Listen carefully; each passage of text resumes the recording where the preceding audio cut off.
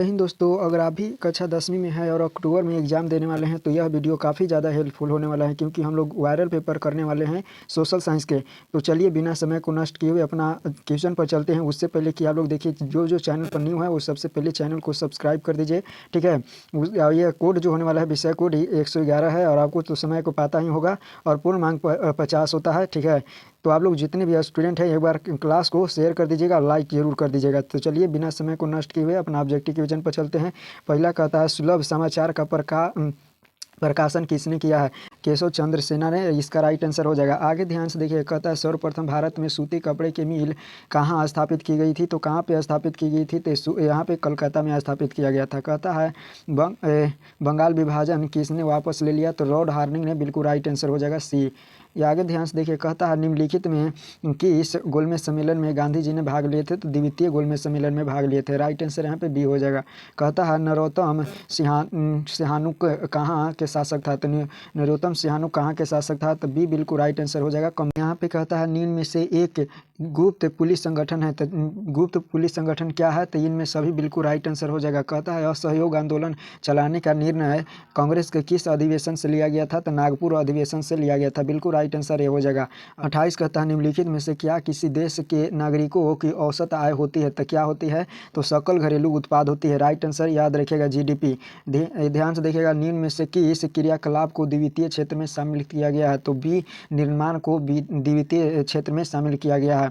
अगला क्वेश्चन कहता है कि भारत में नई आर्थिक नीति कब लागू की गई? तो भारत में नई आर्थिक नीति जो है 1991 ईस्वी में लागू किया गया था।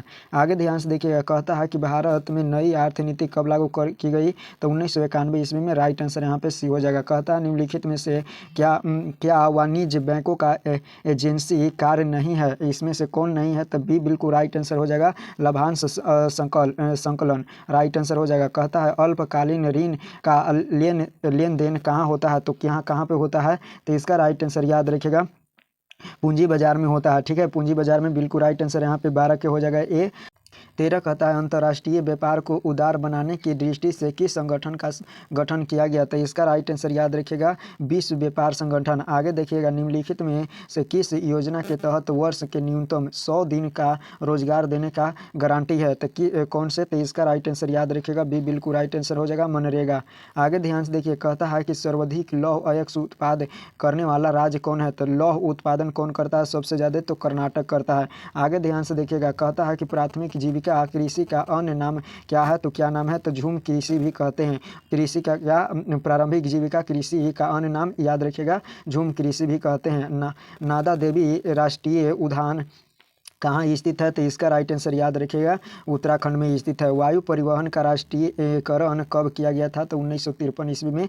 राइट आंसर यहाँ पे सी हो जाएगा। कहता है कि निम्नलिखित में से किसे सुनहरा रेशा के बनाने से जाना जाता है? सुनहरा रेशा बनाने के लिए जाना जाता है। तो इसका राइट आंसर याद रखिएगा, डी बिल्कुल राइट आंसर हो जाएगा, सूरजमुखी। जीवन रेखा क्या है? तो जीवन रेखा क्या है? तो सी बिल्कुल राइट आंसर हो जाएगा, एक जलयान है। एक जलयान है, बिल्कुल राइट आंसर हो जाएगा। आगे ध्यान से देखिएगा, कहता है 21 की भारत का पहला परमाणु ऊर्जा केंद्र कहाँ स्थापित किया गया था? तो कहाँ स्थापित किया गया था? तारापुर में। बिल्कुल राइट आंसर हो जाएगा, ठीक है।